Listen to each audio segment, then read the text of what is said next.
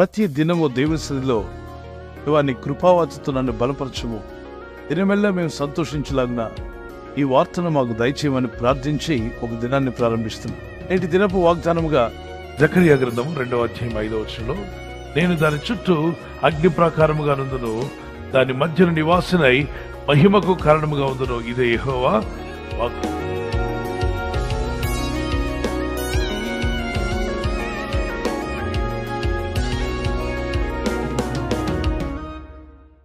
ఇది ఒక వాగ్దానం పిల్లరా. ఆయన మాట ఇచ్చాడంటే నెరవేర్చే దేవుడు. నేను దాని చుట్టూ అగ్ని ప్రాకారముగా ఉందును అంటే మన చుట్టూ ఆయన అగ్ని ప్రాకారముగా, అగ్ని కంచె వలె ఉంటాను అని వాగ్దానం చేశాడు. ఇశ్రాయేలీయులు నివసిస్తున్న పాలెం చుట్టూ దేవుడు అగ్ని పిల్లర వలె నిలబడ్డాడు.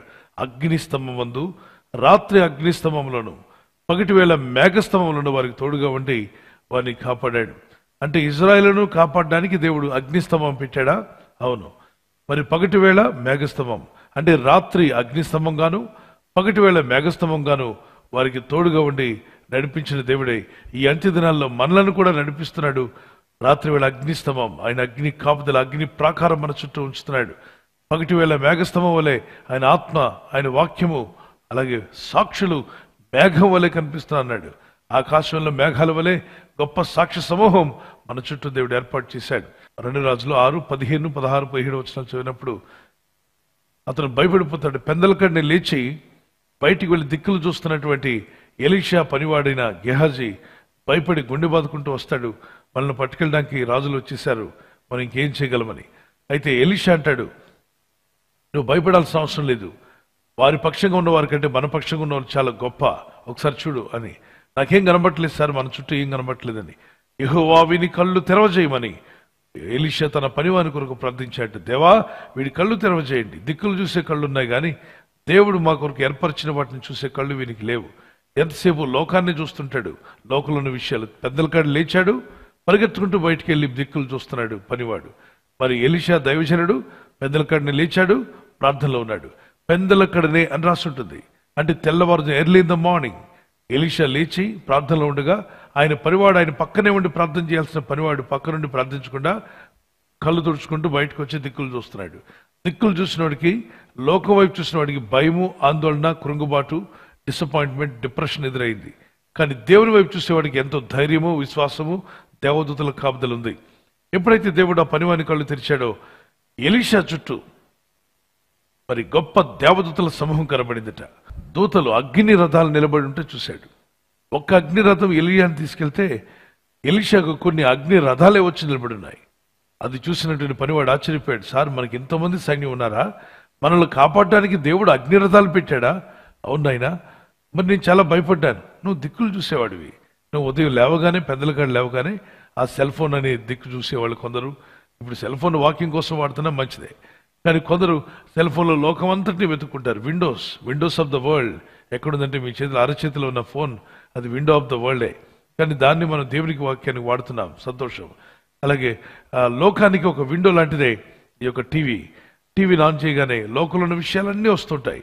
మనము పెందలకాడిని లేచి ఎలీషా వలె దేవుని వైపు చూసేవారుగా ఉందము గాక. యోబు కుటుంబం చుట్టూ దేవుడు కంచె వేశాడంట. యోబు ఇంటి మీదకి రావడానికి తోడేళ్లు కానీ వాళ్ళ మందలు తిని వేయడానికి ఏ జంతువులు వచ్చినా అక్కడే పడి చనిపోయేవాట. యోబు కుటుంబానికి కంచె వేసిన దేవుడే మన ఇళ్లకు కూడా దేవుడు తన కంచె వేశాడు. నమ్ముచున్న వారు దేవునికి స్తోత్రం చెప్పండి. మందిరాల్లో ఆరాధన జరుగుతుంటే ఇలా ఉంటుందట.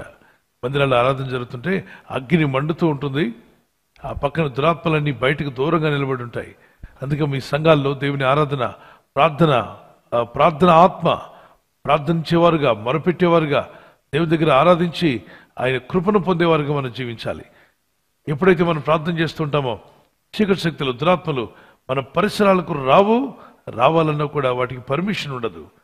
ఆ అగ్ని కంచె మండుతూ ఉంటుంది. మీ ఇంటి చుట్టూ అలా అగ్ని ఉంటే ఎలా ఉంటుంది చెప్పండి? ఏ చీకటి శక్తులు కానీ, ఏ దుష్టాత్మలు కానీ మీదకు రావు. అలా రాకుండా ఉండడానికే ప్రార్థనా జీవితం. మనం ఫెన్సింగ్ వేస్తుంటాం. ఈ ఫెన్సింగ్లో దానికి కరెంట్, ఎలక్ట్రికల్ ఫెన్స్ వేస్తారు. అంత పెద్ద బలమైన జంతువు కూడా చిన్న వైరు తగలగానే బ్రతుకు జీవుడు అనుకుంటే వెనక్కిపోతుంది. భయపడిపోయి ఆ షాక్ తగిలిన వెంటనే అంత పెద్ద జంతువు మరి ఆ తోటలోకి, ఆ పొలాన్ని పాడు చేయకుండా, వారు పెంచిన మొక్కలను తొక్కివేయకుండా అది తిరిగి వెనక్కి తన దారిలో తను వెళ్ళిపోతుంది. ఎలక్ట్రిక్ ఫెన్స్ మనుషులు ఏర్పరచుకున్నారు, ఎలుగుబంటి కూడా పారిపోతుంది. ఎక్కడికి ఏ మరణకరమైన జంతువులు లేంటే క్రూరమైన జంతువులు వచ్చినా పరుగున పారిపోతే, దురాత్మలు కూడా మీ చుట్టూ దేవుడు కంచి వేస్తే అలాగే పారిపోయేలా చేస్తాడు. దుష్టుడైన అపవాది ఎన్ని మార్లు ఆ ఇంటికి వెళ్ళాలని ప్రయత్నం చేశాడు. యోబు ఇంటికి వెళ్ళలేకపోయారని వాడే కన్ఫర్స్ చేస్తున్నాడు. నేను ఆ ఇంట్లోకి వెళ్ళలేకపోయాను, నువ్వు కంచి వేస్తావు కదా అంటే ప్రతి ఇంటికి రావాలని చూస్తున్నాడా? మీ ఇంటికి రావాలని ఎన్నోసార్లు ప్రయత్నం చేశాడు, మా ఇంటికి రావాలని ప్రయత్నం చేశాడు. కానీ ఎవరు ఆపాడు సాతాన్ని? ఎవరు ఆపారు అంటే దేవుని అగ్ని కంచె. అవునన్న వారు దేవునికి స్తోత్రం చెప్పండి. Yes, may the Lord continue to protect you.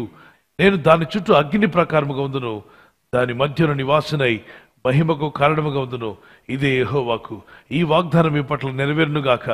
దేవుడు అగ్ని కంచె వలె మీ చుట్టూ ఉండి మిమ్మల్ని మీ కుటుంబాలను కాచి కాపాడునుగాక. దేవుని వాక్యాన్ని బట్టి ప్రార్థన చేసుకుందాం. ప్రభువా, నీ ప్రొటెక్షన్ నాకు కావాలి. మీ అగ్ని కంచె నాకు, నా కుటుంబానికి, మా పిల్లలకు, దేవుని యొక్క సంఘాలకు, దైవజనులకు కావాలి అన్న వారి చేతులు పైకెత్తగలరా? లెట్స్ షల్ వి ప్రే. ప్రార్థిద్దాం. పరిశుద్ధమైన మా తండ్రి, నీ కంచి వేసి మమ్మల్ని కాపాడండి. నీ అగ్ని కంచి వేసి కాపాడండి ఆయన. నీ కృపలో, నీ దయలో మమ్మల్ని నిలబెట్టండి.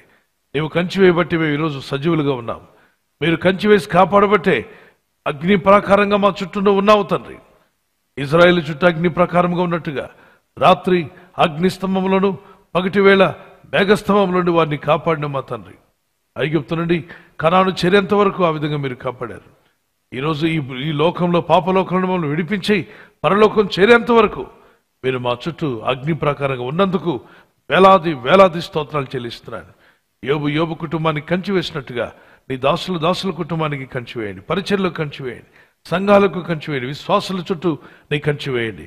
మా పిల్లలకు, మా యవనస్తులకు, మా పెద్దలకు, నా ప్రభు, మా తండ్రులకు, తల్లులకు, మా సహోదర సహోదరులకు నీ కంచి వేసి కాపాడమని national international life changing prayer టీంలో ఉన్న ప్రతి ఇంటి చుట్టూ మీ కంచి వేసి కాపాడండి ఆయన. ఈ ప్రార్థనలు ఏకీవిస్తున్న ప్రతి ఒక్కరి చుట్టూ దేవుని అగ్ని ప్రకారము ఉండునుగాక. నీ కంచె వేసి కాపాడి మహింపదమని మమ్మల్ని అందరినీ మీ చేతికి అప్పగించుకుంటూ యేసుక్రీస్తు పరిశుద్ధ నామములో అడుగుచున్నాము పరలోకపు తండ్రి. ఆమేన్, ఆమేన్. మీరు చేస్తున్న అన్ని పనుల్లో, మీ ఉద్యోగాల్లో, మీ వ్యాపారాల్లో, మీ అనుదిన దైనందిన జీవితంలో దేవుని అగ్ని ప్రకారం మన చుట్టూ ఉండునుగాక. ఆమేన్. శత్రువులను ఎదుర్కొనే సర్వాంగ కవచమై యుద్ధమునకు సిద్ధ మనసు నిచ్చుచున్నది.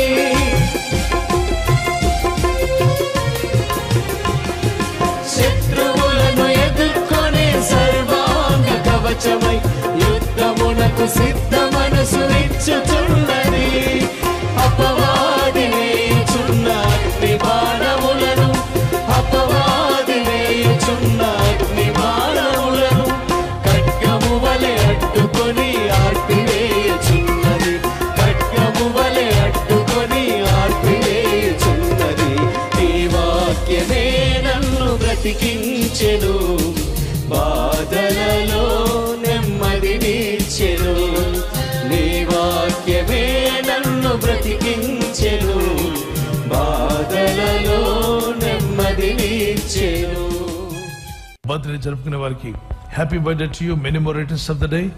ఈ వాగ్దానం మీ కొరకు ఇవ్వబడింది. హెబ్రీ పత్రిక 13:5 నిన్ను ఏమాత్రమును విడువను, నిన్ను ఎన్నడూను ఎడబాయును. ఈ వాగ్దానం మీ పట్ల నెరవేరాలని ఈరోజు ప్రార్థన చేసుకోండి. ప్రభు కృపలో మిమ్మల్ని వర్ధిల్ల చేయనుగాక. God bless you. Wedding anniversary జరుపుకున్న వారి happy wedding anniversary, many more returns of the day. God bless you. Silver jubilee, golden jubilee, platinum jubilee కూడా జరుపుకునే సహాయం మీ అందరికీ దేవుడు దయచేయనుగాక. భార్య భర్తల మధ్యలో ఐక్యత, ఏక మనస్సు, ప్రేమానురాగాలు యేసు నామములో ప్రభు అనుగ్రహించునుగాక. మీ కొరకు దేవుడిచ్చిన వాగ్దానము యూదా 1:2 మీకు కనికరమును, సమాధానమును, ప్రేమయు విస్తరించునుగాక. Mercy unto you and peace and love be multiplied. May the Lord bless you with this promise.